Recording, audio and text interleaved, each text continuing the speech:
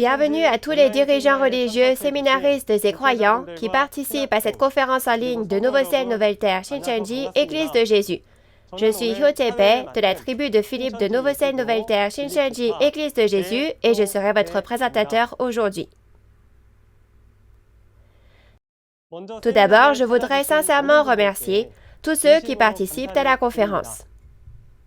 À travers la promesse de Dieu et son accomplissement, j'espère qu'au cours de ce temps, nous pourrons trouver qui je suis dans la Bible, que nos cœurs seront remplis de grâce et que nous serons touchés par la parole de vie.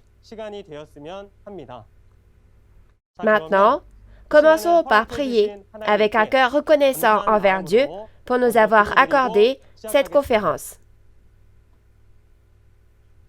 Dieu notre Père, envers qui nous sommes reconnaissants, merci d'avoir guidé de nombreuses personnes à la conférence Témoignage sur la révélation de l'Ancien Testament et celle du Nouveau Testament par chapitre. Nous sommes tous une seule famille en Dieu. En écoutant la parole avec un cœur qui aime Dieu et la parole de vie, permettez que nos cœurs puissent être pleinement à l'image et à la ressemblance de Dieu. Au fur et à mesure que nous réalisons les promesses et la réalité de l'Ancien Testament et du Nouveau Testament à travers ce temps, accordez-nous tous les bénédictions du royaume des cieux et la vie éternelle, et veillez à ce que l'Esprit Saint du ciel puisse être avec nous dans le cœur de chacun. Aidez-nous à avoir les paroles de la vraie vérité gravées dans nos cœurs et à devenir de vrais croyants reconnus par Dieu. En particulier, s'il vous plaît, remplissez du Saint-Esprit du ciel l'instructeur qui prêchera la parole, afin que tous ceux qui l'écoutent puissent être touchés, et donnez-nous tout ce dont nous avons besoin en abondance. Nous vous prions pour que seul Dieu soit glorifié, et que la grâce et l'amour infini de Dieu puissent abonder, et nous avons prié tout cela dans le saint nom de Jésus. Amen. C'est maintenant le moment d'écouter la parole. Aujourd'hui, nous allons voir la leçon intermédiaire numéro 18 qui a pour thème l'effet du sang de Jésus pour le pardon des péchés. Maintenant, nous allons regarder chaque chapitre de la Bible dans l'Ancien et le Nouveau Testament et j'espère que vous passerez un merveilleux moment de grâce en réalisant les meilleurs secrets des 66 livres de la Bible et leur réalité.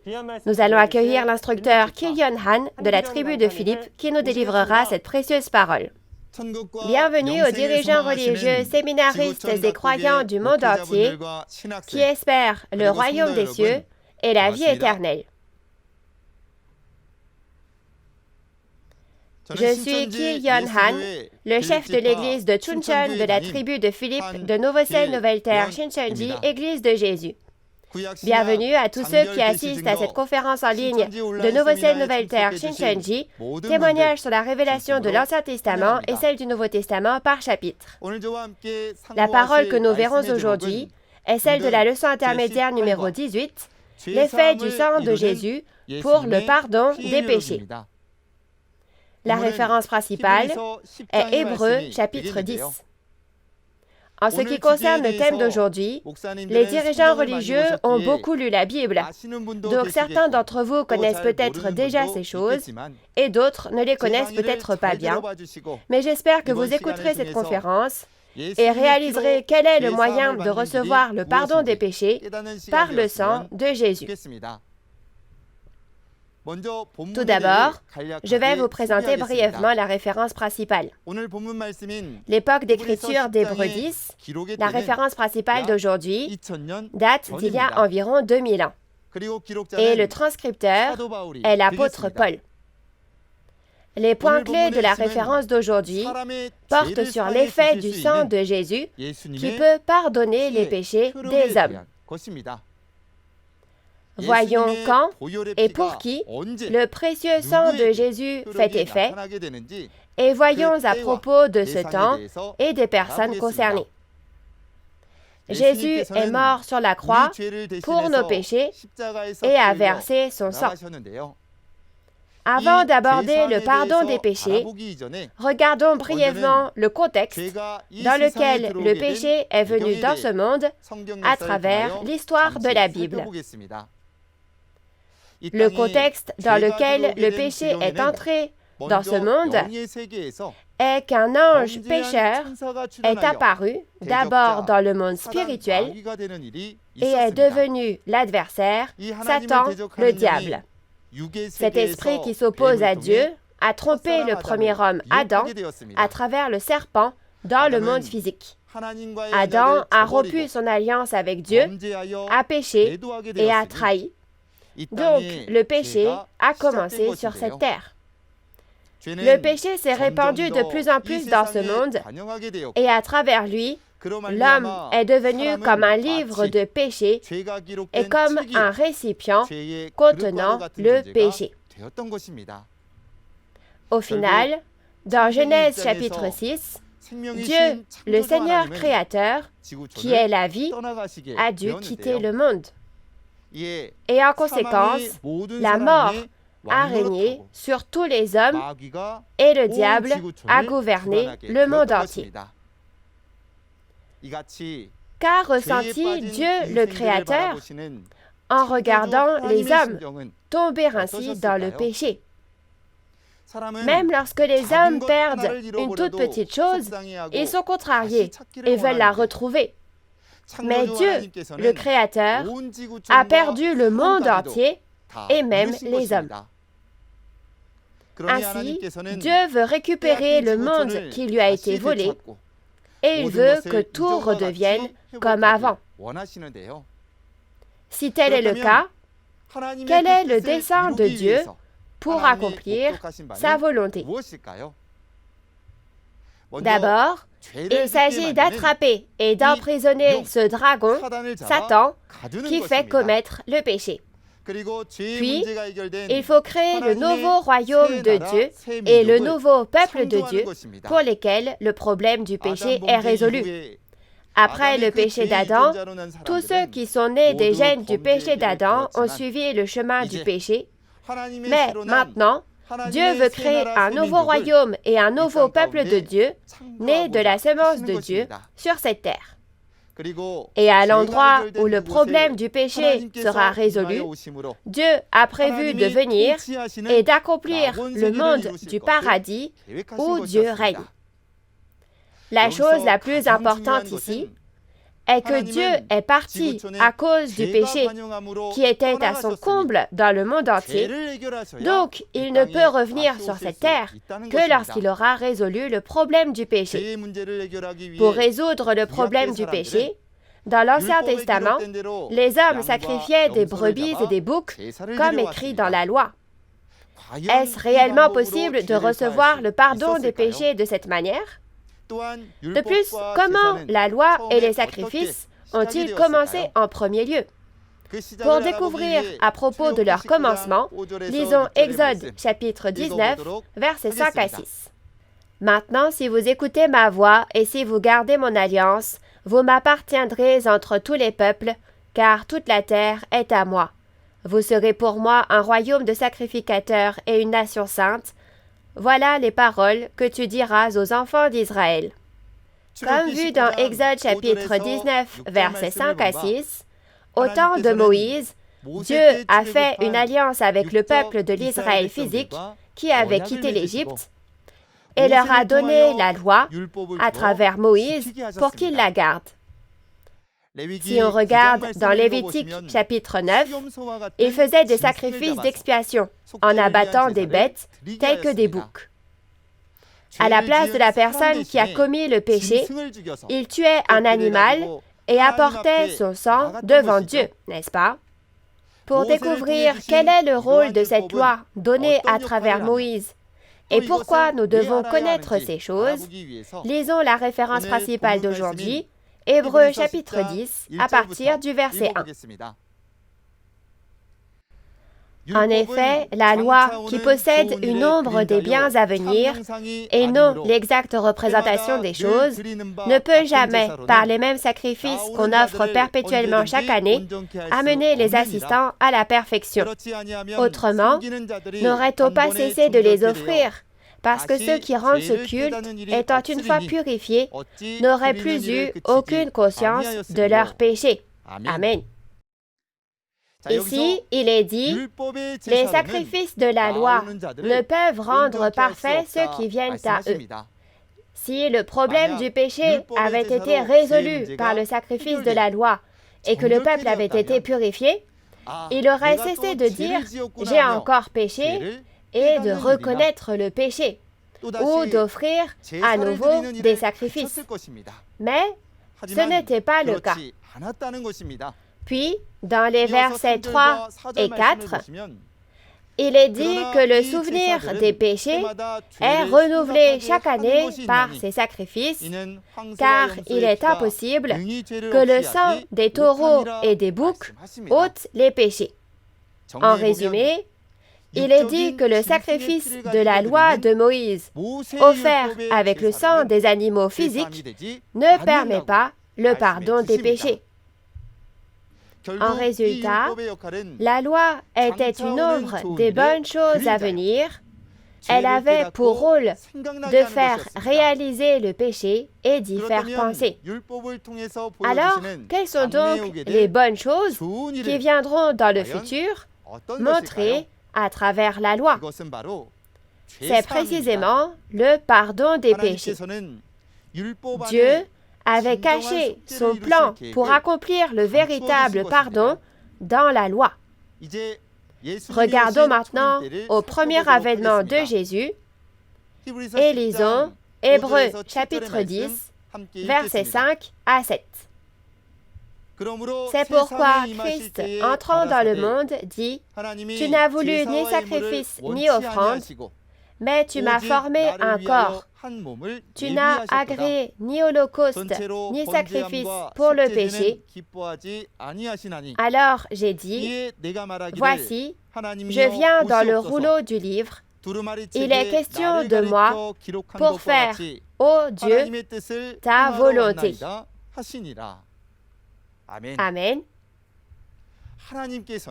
Dieu ne veut pas les sacrifices et les offrandes offerts selon la loi, et il dit qu'il ne prend pas plaisir aux holocaustes d'animaux entiers et aux offrandes pour le péché et aux sacrifices d'expiation offerts pour laver les péchés. C'est pourquoi il dit « Tu m'as préparé un corps ». Cela signifie qu'il y a un seul corps juste, c'est-à-dire une seule personne, préparée pour le pardon des péchés. Il est dit, « Voici, je viens. Dans le rouleau du livre, il est question de moi pour faire, ô Dieu, ta volonté. » Il y a une personne qui vient sur cette terre et accomplit la volonté de Dieu selon les promesses écrites dans le livre en rouleau mentionné ici, soit l'Ancien Testament. Vous savez bien de qui il s'agit. C'est précisément Jésus au premier avènement. Jésus est mort sur la croix et a versé son sang pour le pardon de nos péchés. L'aspersion de sang de taureau ou de bouc sur les pécheurs ne pouvait pas enlever leurs péchés. Seul le sang de Jésus, le juste, pouvait donner le pardon des péchés. Jésus a versé son sang expiatoire sur la croix, ce qui était le véritable sacrifice expiatoire pour le pardon des péchés. De cette façon, Jésus est devenu la réalité de la loi. L'événement qui a annoncé l'effet du sang de l'agneau Jésus a commencé dans Exode 12. À l'époque de Moïse, le peuple de l'Israël physique était retenu captif en Égypte et réduit en esclavage. Afin de les sauver, Dieu a fait s'abattre jusqu'à 10 fléaux sur l'Égypte et ils se sont échappés d'Égypte en évitant le 10e fléau, celui des premiers-nés. En ce temps-là, afin d'éviter ce fléau, dans Exode 12, lorsqu'un agneau était abattu et que son sang était appliqué sur les poteaux et les linteaux gauche et droit de la porte de la maison, et que la chair était rôtie et mangée, le fléau passait au-dessus de la maison. Parce qu'il est dit que ce fléau passera, on l'appelle Yuwol en coréen, en utilisant les caractères chinois Yu signifiant passer et Wol passer au-dessus. Cette Pâque que les Israélites ont observée est l'événement qui commémore le jour où le fléau est passé par-dessus eux grâce au sang et à la chair de l'agneau et où ils ont été délivrés d'Égypte en toute sécurité et ont été sauvés. Lisons Jean chapitre 6 versets 51 à 58 pour voir comment la réalité de cet événement qui s'est produit au temps de Moïse est apparue au premier avènement. Je suis le pain vivant qui est descendu du ciel. Si quelqu'un mange de ce pain, il vivra éternellement. Et le pain que je donnerai, c'est ma chair, que je donnerai pour la vie du monde. Là-dessus, les Juifs disputaient entre eux, disant, « Comment peut-il nous donner sa chair à manger ?» Jésus leur dit, « en vérité, je vous le dis, si vous ne mangez la chair du Fils de l'homme, et si vous ne buvez son sang, vous n'avez point la vie en vous-même. Celui qui mange ma chair et qui boit mon sang a la vie éternelle, et je le ressusciterai au dernier jour. Car ma chair est vraiment une nourriture, et mon sang est vraiment un breuvage. Celui qui mange ma chair et qui boit mon sang demeure en moi, et je demeure en lui. Comme le Père qui est vivant m'a envoyé, et que je vis par le Père, ainsi celui qui me mange vivra par moi. C'est ici le pain qui est descendu du ciel. Il n'en est pas comme de vos pères qui ont mangé la manne et qui sont morts. Celui qui mange ce pain vivra éternellement. Jésus s'est appelé le pain vivant qui est descendu du ciel et a dit que ceux qui mangent ma chair et boivent mon sang ont la vie éternelle et je les ressusciterai au dernier jour. La raison pour laquelle Jésus a dit cela est parce qu'il est la réalité de l'agneau pascal, à travers le sang et la chair duquel ils ont été sauvés à l'époque de Moïse. Dans Jean chapitre 1, verset 29, Jésus est appelé l'agneau qui ôte le péché du monde. Dans 1 Corinthiens chapitre 5, verset 7, il est dit que Christ, notre Pâque, notre agneau pascal, a été immolé. La raison pour laquelle Jésus est comparé à un agneau est qu'il est celui qui accomplit le pardon des péchés. Et pour recevoir le salut et la vie éternelle, il faut boire le sang et manger la chair de Jésus. Si Jésus est l'agneau, que sont alors son sang et sa chair? Pas du vrai sang et de la vraie chair. Dans Jean chapitre 1, verset 1, il est dit que Dieu est la parole au commencement. Et dans 1 Jean chapitre 1, verset 1 à 2, Jésus a également dit qu'il était la parole au commencement. Si Jésus est la parole, alors le sang et la chair de Jésus sont les paroles de vie de Jésus. En résumé, l'œuvre et la loi du temps de Moïse étaient une ombre, et la réalité de l'agneau d'Exode 12 était Jésus de Jean chapitre 6 au premier avènement. Et être sauvé en buvant le sang et en mangeant la chair de l'agneau au temps de Moïse, c'était recevoir la vie éternelle en mangeant les paroles de vie de Jésus, l'agneau au premier avènement. Cependant, l'œuvre de Dieu ne se termine pas avec l'œuvre du premier avènement de Jésus. Lisons Hébreux chapitre 10, versets 8 à 14. Après avoir dit d'abord, « Tu n'as voulu et tu n'as agréé ni sacrifice, ni offrande, ni holocauste, ni sacrifice, pour le péché, ce qu'on offre selon la loi. Il dit ensuite, « Voici, je viens pour faire ta volonté. » Il abolit ainsi la première chose pour établir la seconde. Amen.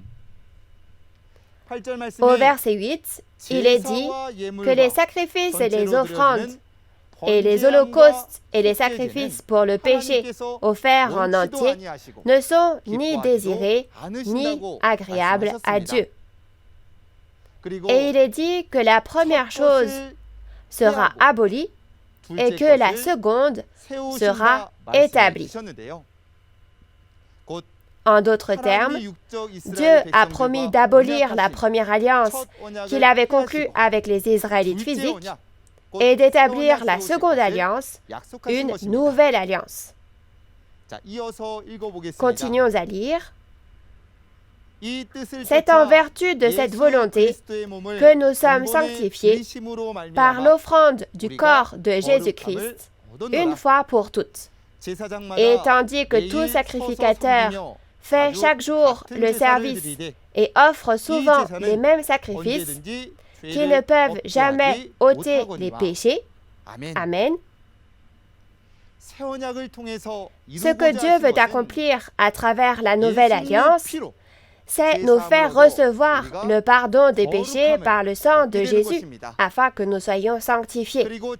Et il a dit qu'il n'y a pas de pardon des péchés par les sacrifices quotidiens de la loi offerts par les prêtres.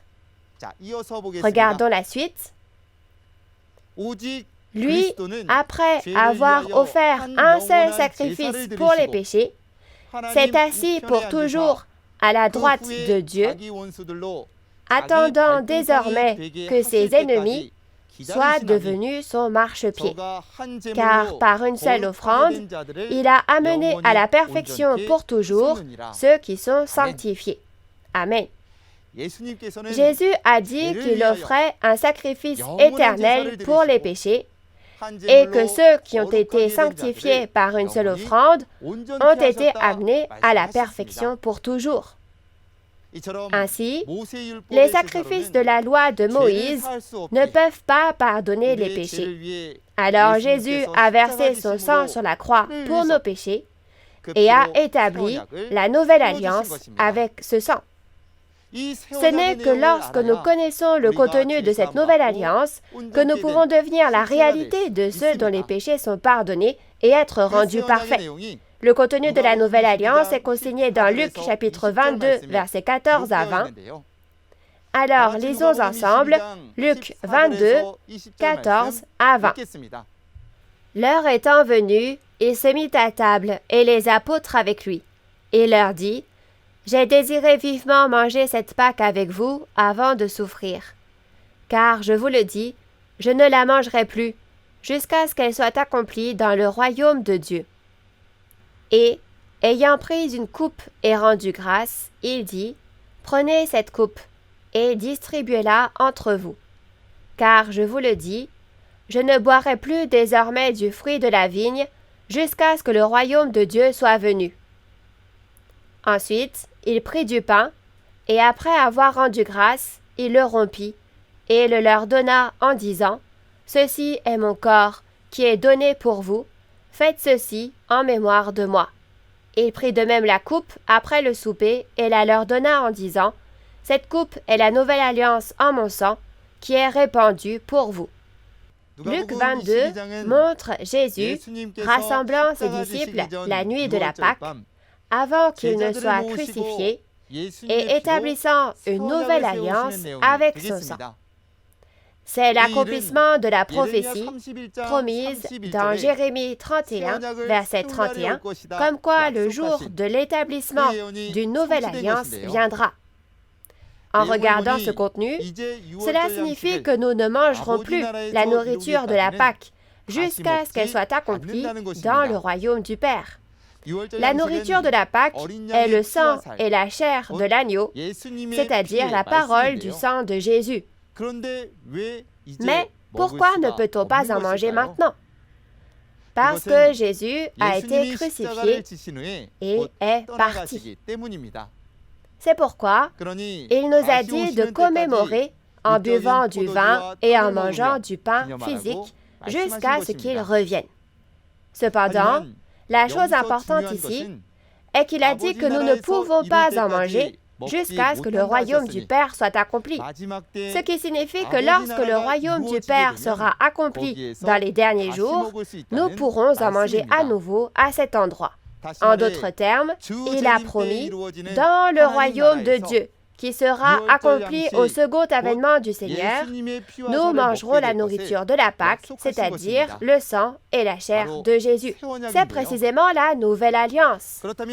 Alors, nous avons besoin de savoir où est contenu le sang que Jésus a versé la nuit de la Pâque au premier avènement pour pouvoir boire le sang de Jésus et garder la nouvelle alliance, n'est-ce pas? Chers auditeurs, quel genre de livre contient le sang de Jésus qu'il a promis dans la Nouvelle Alliance à travers Luc 22? Oui, le sang que Jésus a versé est précisément contenu dans l'Apocalypse de Jean. Par conséquent, garder la Nouvelle Alliance dans Luc 22, c'est finalement garder l'Apocalypse. Alors, quel genre de bénédiction sera donnée à ceux qui gardent cette nouvelle alliance? Regardons Hébreux chapitre 10, versets 15 à 18, ensemble. C'est ce que le Saint-Esprit nous atteste aussi, car après avoir dit « Voici l'alliance que je ferai avec eux après ces jours-là, dit le Seigneur, je mettrai mes lois dans leur cœur et je les écrirai dans leur esprit. » Il ajoute, « Et je ne me souviendrai plus de leurs péchés ni de leurs iniquités. » Or, là où il y a pardon des péchés, il n'y a plus d'offrande pour le péché. Amen. Il a dit, « Je fais une alliance avec eux à partir de ce jour-là. » Ce n'est pas l'ancienne alliance qui a été établie à l'époque de Moïse, mais la nouvelle alliance. Cette nouvelle alliance, a-t-il dit, est de mettre ma loi, soit la loi de Dieu, dans leur cœur et de l'écrire dans leurs esprits. Ici, la loi est la loi de la Nouvelle Alliance, qui est la parole de l'Apocalypse. Cela signifie que nous devons graver les paroles de l'Apocalypse dans nos cœurs et nos esprits. Même les juges du monde doivent écrire le corps des lois dans leur cœur, afin d'être qualifiés en tant que juges et de rendre un jugement. Par conséquent, ceux qui ont écrit dans leur cœur l'Apocalypse, la loi de Dieu, reçoivent le pardon des péchés avec cette parole écrite et peuvent juger le monde avec ces paroles.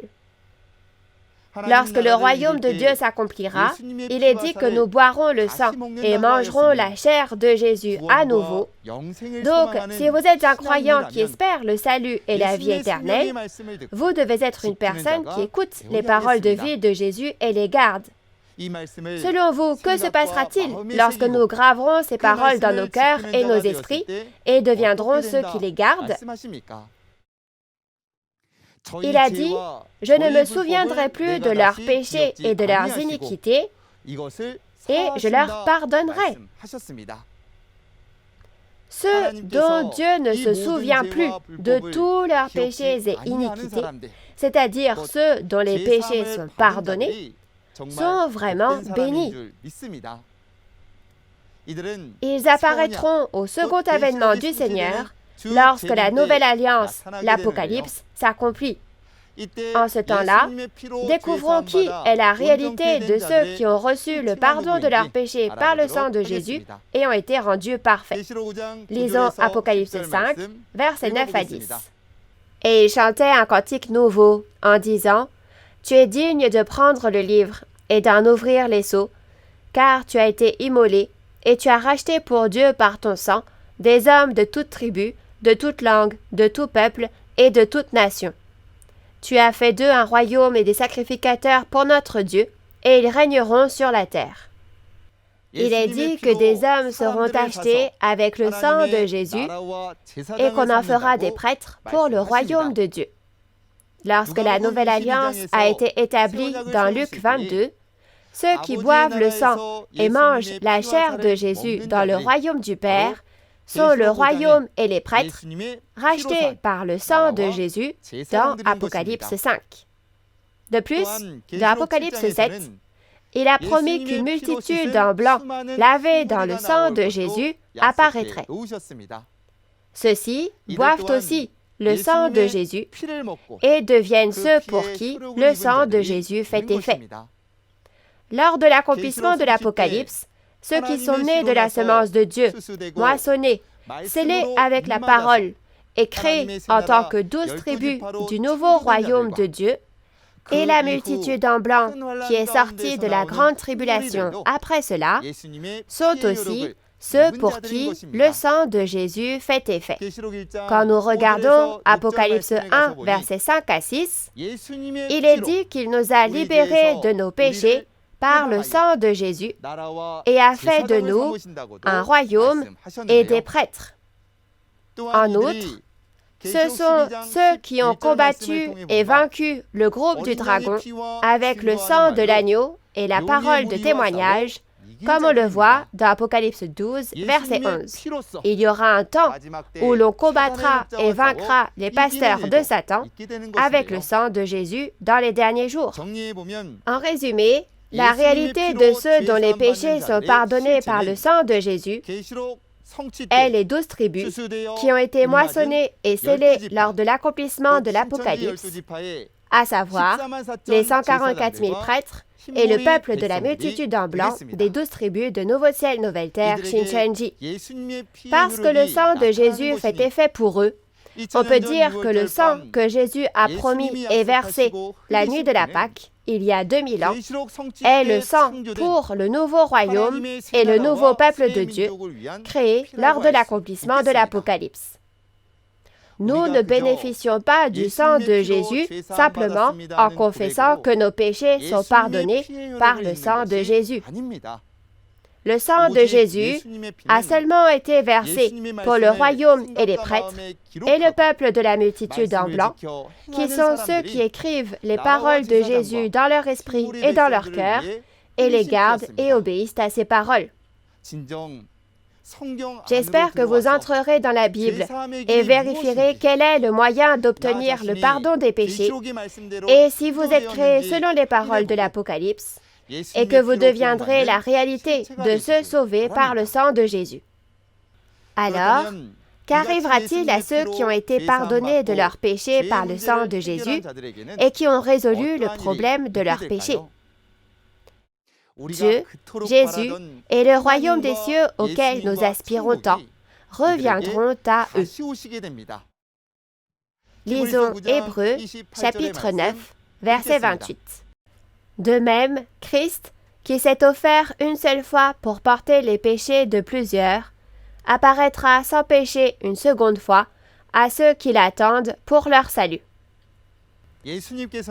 Lors du premier avènement, Jésus s'est offert une fois pour toutes pour ôter nos péchés. Et afin de pardonner les péchés et de conduire au salut, il a dit qu'il apparaîtra une seconde fois à ceux qui l'attendent et qui n'ont rien à voir avec le péché. Lors du second avènement de Jésus, quand Jésus revient, ceux qui ont été libérés du péché par le sang de Jésus viennent au nouveau royaume et au nouveau peuple de Dieu. Comme nous l'avons vu dans Jean 14, il y a 2000 ans, Jésus a dit « Je vais préparer une place ». Et quand la place sera prête, il reviendra et sera avec nous. Cette place, c'est le royaume des cieux du monde spirituel d'Apocalypse 21, la ville sainte, la nouvelle Jérusalem.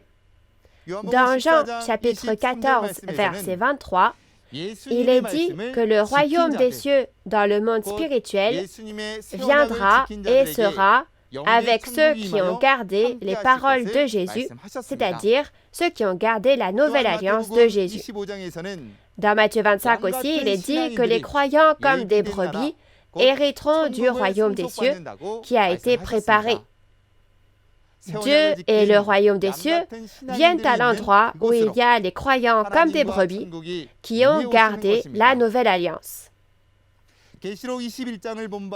Comme nous l'avons vu dans Apocalypse 21, la ville sainte, la nouvelle Jérusalem, le royaume des cieux dans le monde spirituel et Dieu viennent au nouveau ciel et à la nouvelle terre, Shincheonji.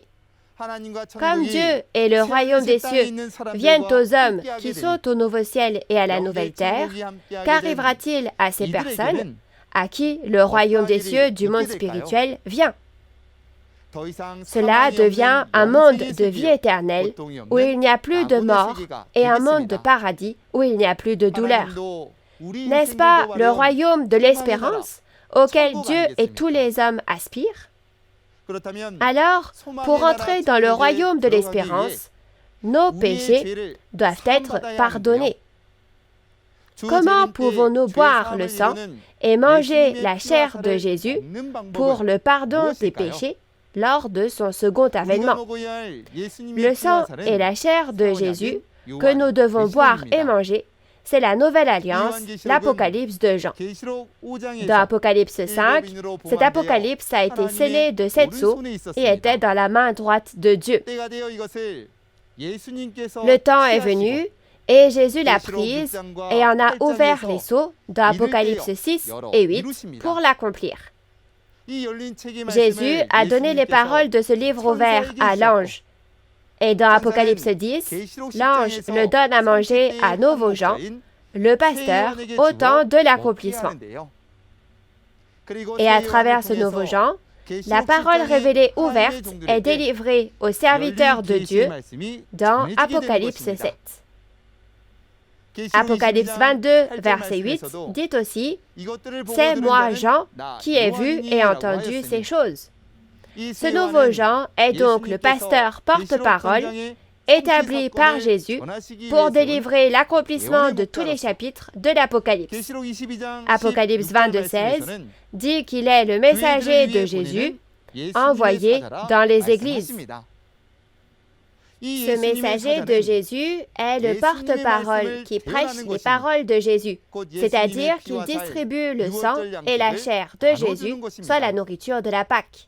Par conséquent, la nourriture de la Pâque promise que l'on doit manger au second avènement du Seigneur est les paroles du livre ouvert que Nouveau Jean a reçues et mangées dans Apocalypse 10, c'est-à-dire la parole révélée. Alors, gravez dans votre cœur et votre esprit la parole révélée dont témoigne Nouveau Jean, c'est boire le sang et manger la chair de Jésus, soit garder la nouvelle alliance.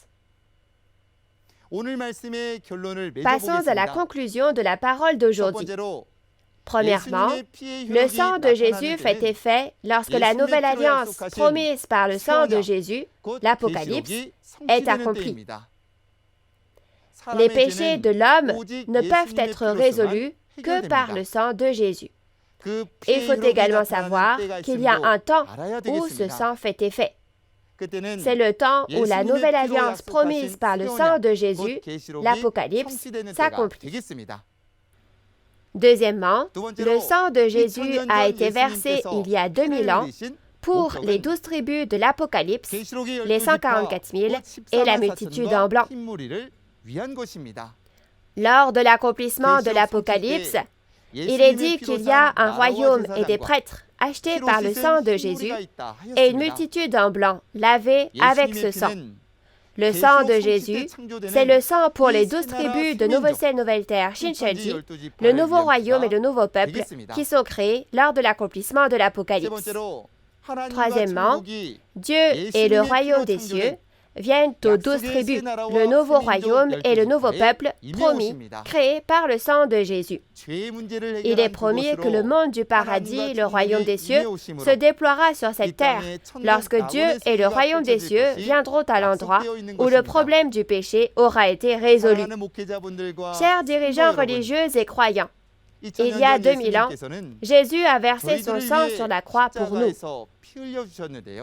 Le mérite du sang de Jésus, qui donne la vie, ne doit pas être vain. J'espère sincèrement que nous garderons la nouvelle alliance établie avec le sang de Jésus et que nous deviendrons la réalité du nouveau royaume et du nouveau peuple de Dieu, afin que nous puissions tous devenir la famille de Dieu dont les péchés sont pardonnés et qui reçoivent le salut. La prochaine fois, un instructeur qui est beaucoup plus habile que moi témoignera des paroles de la leçon intermédiaire numéro 19, intitulée « Le son de la 7e et dernière trompette ». Nous espérons que vous y assisterez et que vous recevrez la grâce. Enfin, nous terminerons en clamant « We are one » dans le sens où nous sommes un en Dieu et en Jésus. Nous transcendons les origines, les nations et les religions, et nous sommes un en Dieu. We are one. Nous sommes un. Nous allons prier tous ensemble. Dieu notre Père qui est saint, qui est la source de la vraie vie, nous vous rendons grâce et gloire d'avoir guidé nos pas devant la parole de vie de Dieu aujourd'hui encore et de nous avoir accordé de la réaliser. Aujourd'hui, pendant ce temps, nous avons médité la parole de Dieu ayant pour titre « L'effet du sang de Jésus pour le pardon des péchés ». Avant de connaître ces paroles, nous étions des existences misérables qui n'avaient d'autre choix que de mourir dans leurs péchés. Mais nous vous remercions de nous avoir donné la chance de pouvoir recevoir le pardon de nos péchés par votre grand amour et le mérite du sang de Jésus. Accordez la grâce illimitée de Dieu aux dirigeants religieux, séminaristes et croyants du monde entier qui ont assisté à cette conférence et guidez-nous afin que nous puissions pleinement réaliser toutes les paroles que vous avez données aujourd'hui et devenir la famille de Dieu, les 12 tribus de Nouveau-Ciel, Nouvelle-Terre, Shincheonji, créées selon la Bible. Guidez également les pas de toutes ces personnes afin qu'elles puissent venir la prochaine fois et accordez-leur les yeux pour voir, les oreilles pour entendre et le cœur pour réaliser. Nous prions toutes ces choses au nom de Jésus qui nous a conduits de la mort à la vie. Amen. Merci beaucoup d'avoir écouté jusqu'au bout. Pour participer à la résurrection et à la vie éternelle, espérance de tous les croyants, il faut entendre le son de la dernière trompette. Comment pouvons-nous entendre le son de la dernière trompette qui marque l'accomplissement de la résurrection et de la vie éternelle? Lisons la référence principale, 1 Corinthiens 15, 51 à 54, pour découvrir pourquoi le secret du son de la 7e et dernière trompette est l'œuvre d'accomplissement de la victoire, de la résurrection et de la vie éternelle de Dieu. Comme vous pouvez le voir dans la vidéo, lundi prochain, nous vous témoignerons de la parole autour du thème de la leçon intermédiaire numéro 19, le son de la 7e et dernière trompette. Nous espérons que vous assisterez et réaliserez la précieuse parole de vie. Actuellement, la conférence en ligne de Nouveau-Ciel, Nouvelle-Terre, Shincheonji, témoignage sur la révélation de l'Ancien Testament et celle du Nouveau Testament par chapitre, délivre la parole de vie aux croyants du monde entier à travers la chaîne YouTube officielle de Nouveau-Ciel, Nouvelle-Terre, Shincheonji, Église de Jésus. En plus des paroles que vous avez entendues aujourd'hui, si vous avez des questions ou des interrogations concernant l'Église de Nouveau-Ciel, Nouvelle-Terre, Shincheonji et la parole, veuillez contacter le numéro représentant pour chaque région que vous voyez à l'écran. Nous vous guiderons en détail et avec amabilité. Maintenant, en faisant la prière que le Seigneur nous a enseignée, nous allons clore cette conférence en ligne de Nouveau-Ciel, Nouvelle-Terre, Shincheonji. Notre Père qui es aux cieux, que ton nom soit sanctifié, que ton règne vienne, que ta volonté soit faite sur la terre comme au ciel. Donne-nous aujourd'hui notre pain de ce jour. Pardonne-nous nos offenses, comme nous pardonnons aussi à ceux qui nous ont offensés. Et ne nous laisse pas entrer en tentation, mais délivre-nous du mal. Car c'est à toi qu'appartiennent le règne, la puissance et la gloire, au siècle des siècles. Amen. Merci à tous ceux qui ont été avec nous.